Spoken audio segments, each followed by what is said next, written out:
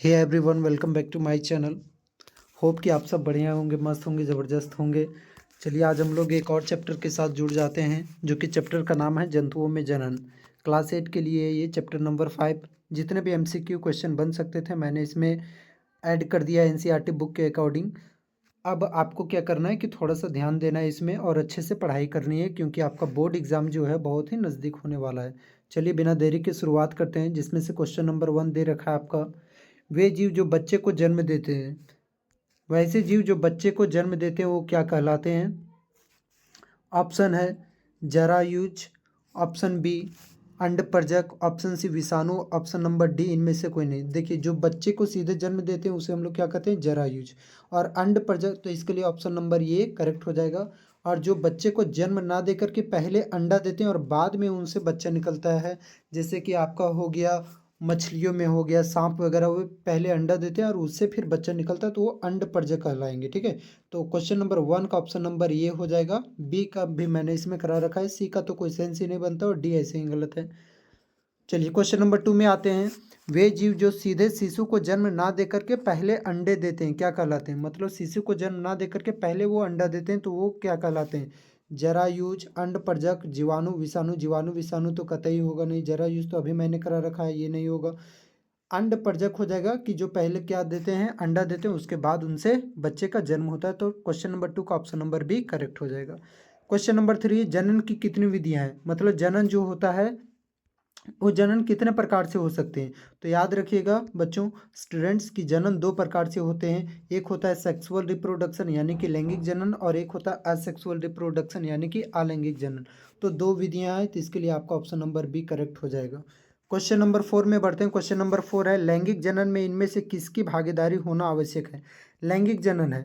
अभी तो मैंने आपको बताया कि जनन 2 प्रकार से, लैंगिक और अलैंगिक जनन, लेकिन लैंगिक जनन में किसका भागीदारी होता है? नर और मादा दोनों का, केवल नर का, केवल मादा का, या फिर इनमें से कोई नहीं?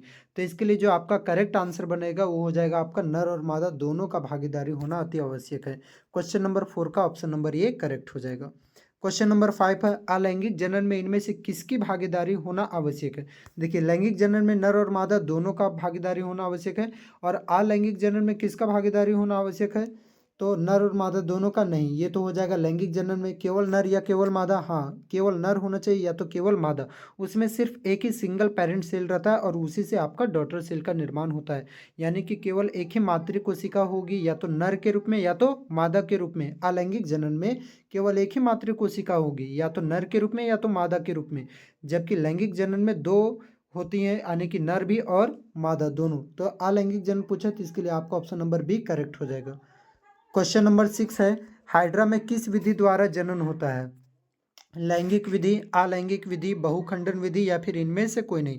तो हाइड्रा में अलैंगिक विधि के द्वारा जनन होता है। और अलैंगिक में भी कौन सा होता है? तो याद रखिएगा, हाइड्रा में अलैंगिक विधि का कौन सा विधि है? मुकुलन विधि के द्वारा होता है। बहुखंडन आपका हो गया प्लाज्मोडियम में होता है।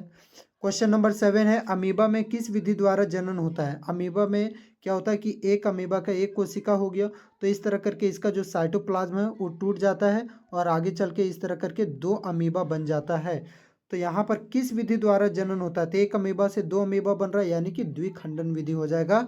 क्वेश्चन नंबर 7 का ऑप्शन नंबर बी करेक्ट हो जाएगा। क्वेश्चन नंबर 8 है, हाइड्रा में अलैंगिक जनन की कौन सी विधि होती है? तो अभी मैंने जस्ट आपको करा रखा है, कौन सा विधि द्वारा होगा? बहुखंडन, मुकुलन, पुनर्जनन, या फिर कायिक प्रवर्धन? तो इसके लिए जो करेक्ट ऑप्शन बनेगा आपका ऑप्शन नंबर बी हो जाएगा, मुकुलन विधि के द्वारा होता है। क्वेश्चन नंबर 9, आंतरिक निषेचन कहाँ पर होता है? इनर जो फर्टिलाइजेशन होता है, इनर फर्टिलाइजेशन वो कहाँ पर होता है? मादक शरीर के बाहर नहीं, नर के शरीर के अंदर। नर के शरीर में निषेचन नहीं होता, निषेचन की प्रक्रिया होती है मादा के शरीर के अंदर। वो भी कहाँ पर होती है? तो फैलोपियन ट्यूब में होता है, यानी कि मादा के शरीर के अंदर। आपका ऑप्शन नंबर डी करेक्ट हो जाएगा, मादा के शरीर के अंदर होता है। किस जगह पर होता है? तो याद रखिएगा, फैलोपियन ट्यूब, यानी कि जिसे हम लोग डिंब वाहिनी कहते हैं या तो अंडवाहिनी भी कहते हैं। क्वेश्चन नंबर 10 में आते हैं। क्वेश्चन नंबर 10 है, मादा युग्मक और नर युग्मक के संलयन को क्या कहते हैं? देखिए, मादा युग्मक क्या होता है? मादा युग्मक को हम लोग क्या कहते हैं? मादा युग्मक क्या हो गया आपका? अंडाशय। नर युग्मक क्या हो गया आपका? शुक्राणु। ठीक है, तो अंडाशय में किसका निर्माण होता है? तो अंडाशय में निर्माण होता है आपका अंडाणु का। तो अगर क्वेश्चन पूछेगा कि मादा युग्मक का नाम बताइए, तो मादा युग्मक हो जाएगा अंडाणु और नर युग्मक क्या हो जाएगा आपका? शुक्राणु। तो मादा युग्मक और नर युग्मक यानी कि अंडाणु और शुक्राणु के संलयन को क्या कहते हैं? परागन नहीं, ये तो फूल में होता है। ठीक है, ये नहीं होगा। निषेचन, हाँ निषेचन हो जाएगा आपका 10 का, क्वेश्चन नंबर 10 का ऑप्शन नंबर बी करेक्ट हो जाएगा। क्वेश्चन नंबर 11 पर आते हैं। इनमें से कौन नर युग्मक है? नर युग्मक का पहचान करना स्टूडेंट्स। ऑप्शन नंबर ये शुक्राणु, अंडाणु, तंत्रिका कोशिका, कोई नहीं। तो नर युग्मक कौन है? यानी कि मेल गैमेट का बात कर रहा है, तो शुक्राणु, अंडाणु, तंत्रिका कोशिका या फिर कोई नहीं। तो इसके लिए आपका मेल गैमेट क्या हो जाएगा? शुक्राणु हो जाएगा। क्वेश्चन नंबर 11 का ऑप्शन नंबर ये करेक्ट हो जाएगा। क्वेश्चन नंबर 12 में बढ़ते हैं। 12 में दे रखा है कि इनमें से कौन सा मादा युग्मक है? मादा युग्मक, अब देखिए नर युग्मक क्या हो गया? शुक्राणु, और मादा युग्मक क्या होता है आपका? अंडाणु। नर युग्मक को हम लोग कहते हैं शुक्राणु, मादा युग्मक को अंडाणु। जब शुक्राणु यानी कि स्पर्म और अंडाणु यानी कि ओवा दोनों मिलता है तो उस प्रक्रिया को हम लोग कहते हैं फर्टिलाइजेशन यानी कि निषेचन। यानी कि शुक्राणु और अंडाणु का मिलना यानी कि संलयन होना क्या कहलाता है? निषेचन कहलाता है। क्वेश्चन नंबर 13 है, शुक्राणु का निर्माण किस जगह पर होता है? कहाँ पर होता है शुक्राणु? विरसन में, अंडाशय में, अंडाणु में, सीसन में। देखिए अंडाशय अंडाणु नहीं होगा क्योंकि ये मादा के शरीर में होता है। सीसन, यहाँ पर भी शुक्राणु का निर्माण नहीं होता है। सीसन से शुक्राणु बाहर निकल सकता है। शुक्राणु वैसे नहीं निकलता, वो निकलता है आपका वीर्य। ठीक है, लेकिन शुक्राणु का निर्माण कहाँ पर होता है? तो शुक्राणु का निर्माण होता है आपका विरसन के अंदर में। तो 13 का ऑप्शन नंबर ये करेक्ट हो जाएगा। क्वेश्चन नंबर 14 है, अंडाणु का निर्माण कहाँ पर होता है? अंडाणु का निर्माण शुक्राणु में, अंडाशय में, अंडवाहिनी या फिर गर्भाशय। इसको मैंने पिछला क्वेश्चन में करा रखा है कि अंडाणु का जो निर्माण होता है वो आपका अंडाशय में होता है, कुछ इस प्रकार से होता है। तो ये हो गया आपका कुछ इस प्रकार से। तो यहाँ पर इस तरह छोटा छोटा छोटा छोटा ये हो गया ये। तो इस एरिया को, ये वाला जो बाउंड्री आपको दिख रहा है, इस बाउंड्री को ही हम लोग कहते हैं अंडाशय, और इसके अंदर में जो बनता है उसको हम लोग कहते हैं अंडाणु। तो अंडाणु का निर्माण कहाँ पर होता है? आपका अंडाशय के अंदर होता है। अंडाशय कितने होते हैं? 2 होते हैं। क्वेश्चन नंबर 15, नर में विरसन की संख्या कितनी होती है? देखिए नर में विरसन की संख्या तो इस प्रकार से ये हो गया, ये दोनों जो हो गया आपका विरसन होता है। ठीक है, अब ये जो दोनों हो गया आपका शुक्राशय ग्रंथि हम लोग कहते हैं ठीक है, और यहाँ पर इन दोनों मिलता है, इस यहाँ वाले को हम लोग कहते हैं प्रोस्टेट ग्लैंड। उसके बाद जो होता है आपका सीसन से बाहर वीर्य निकलते हैं या तो टॉयलेट निकलता है।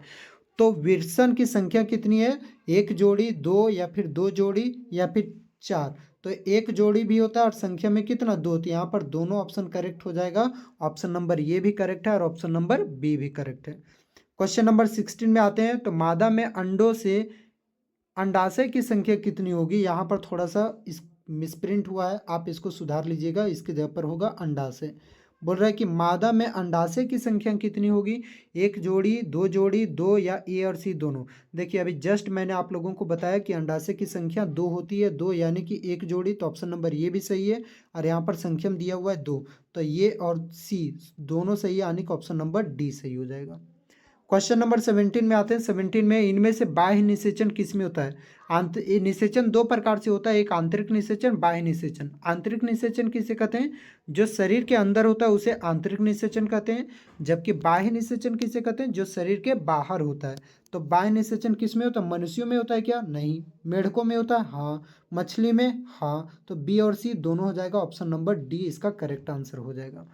चलिए क्वेश्चन नंबर 18 में आते हैं। क्वेश्चन नंबर 18 है, शुक्राणु के कितने भाग होते हैं? जो शुक्राणु है, स्पर्म है, उसके कितने भाग होते हैं? यानी कि देखिए ये हो गया, ये जो हो गया आपका इस प्रकार से, ये हो गया शुक्राणु, और इस तरह करके पूंछ होता है।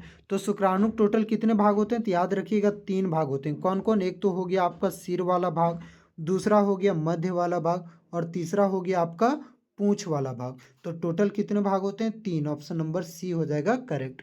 क्वेश्चन नंबर 19 में आते हैं। सबसे पहले किस जानवर का क्लोन बनाया गया था? क्लोन, फिल्मों में देखे होंगे आप लोग कि हम शकल बनाया जाता है, तो उस चीज़ को ही हम लोग कहते हैं क्लोन बनाना। क्लोन, तो सबसे पहले किस जानवर का क्लोन बनाया गया था? कुत्ते का, भेड़ का, बाघ का, मनुष्य का। तो इसके लिए करेक्ट ऑप्शन हो जाएगा, करेक्ट ऑप्शन है ऑप्शन नंबर बी, भेड़ का। सबसे पहले भेड़ का बनाया गया था, और बाद में उस भेड़ का नाम क्या रखा गया था? तो याद रखिएगा उस भेड़ का नाम रखा गया था डॉली। तो सबसे पहले किस जानवर का क्लोन बनाया गया? भेड़ का, और भेड़ का नाम क्या रखा गया था? डॉली नाम रखा गया था। क्वेश्चन नंबर 20 है, मेढक के जीवन चक्र में शिशु से वयस्क होने की प्रक्रिया क्या कहलाती है? यानी कि जब मेढक जो छोटा बच्चे एकदम रहता है तो उससे एकदम वयस्क मेढक बनने की प्रक्रिया क्या कहलाती है? कायांतरण, वृद्धि, विकास, इनमें से कोई नहीं। तो इसके लिए करेक्ट ऑप्शन बनेगा आपका कायांतरण, ऑप्शन नंबर ये। क्वेश्चन नंबर 21 पर आते हैं। तो मेढक का शिशु से वयस्क होने के लिए किसका होना जरूरी है?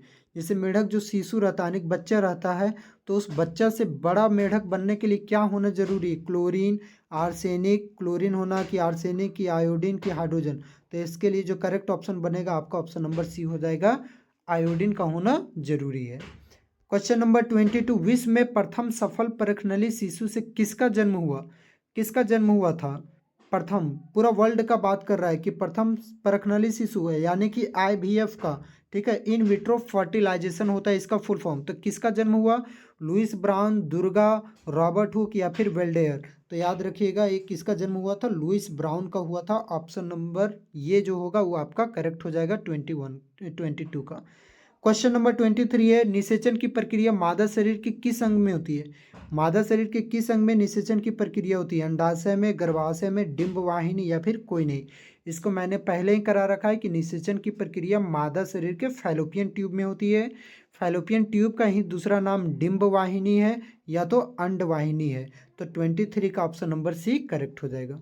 क्वेश्चन नंबर 24 है, निषेचन के फलस्वरूप किसका निर्माण होता है? अब निषेचन किसे कहते हैं? स्पर्म और ओवा का मिलने निषेचन कहलाता है। तो उसके बाद किसका निर्माण होता है? तो उसके बाद निर्माण होता है युग्मनज का, यानी कि हम लोग कहते हैं जायगोट। युग्मनज से आपका बनता है भ्रूण, और भ्रूण के बाद जो आपका बनता है शिशु, शिशु के बाद होता है जन्म बच्चे का। तो यहाँ पर निषेचन के बाद किसका निर्माण होता है? तो युग्मनज हो जाएगा, ऑप्शन नंबर सी करेक्ट हो जाएगा। क्वेश्चन नंबर 25 पर आते हैं। 25 में एक युग्मनज में कितने केंद्रक होते हैं? तो इसका जवाब मैं आप लोगों पर छोड़ रहा हूँ, बड़ा ही इजी सा सवाल है, इसका जवाब आप लोग खुद दीजिएगा कि सिर्फ एक होते हैं कि दो होते हैं या फिर तीन होते हैं या फिर एक जोड़ी, कितने होते हैं? नीचे कमेंट बॉक्स में आप इसको बताइएगा। अगला क्वेश्चन है, क्वेश्चन नहीं है यहाँ पर, मैं कुछ आप लोगों की जानकारी के लिए लिख दिया हूँ। IVF जिसका फुल फॉर्म क्या होता है? इन विट्रो फर्टिलाइजेशन होता है। इस निषेचन में शरीर से बाहर कृत्रिम प्रवेश में शुक्राणु और अंडाणु का निषेचन कराया जाता है। देखिए, जो लोग बच्चा पैदा नहीं कर सकते हैं, जो औरतें में जो क्षमता नहीं होती है, उनका अंडाणु जो है वो फर्टिलाइज नहीं हो पाता है, तो वे लोग लेबोरेटरी में यानी कि कृत्रिम रूप से बच्चे को जन्म दे सकते हैं। तो क्या करता है डॉक्टर कि फीमेल बॉडी से ओवा निकालता है और मेल बॉडी से स्पर्म, और उसको दोनों को लेबोरेटरी में मिलाता है और क्या बनाता है? जायगोट बनाता है। और वो जायगोट यानी कि युग्मनज बन जाता है, तो माँ के शरीर में यानी कि प्लेसेंटा में वहाँ पर रख देता है।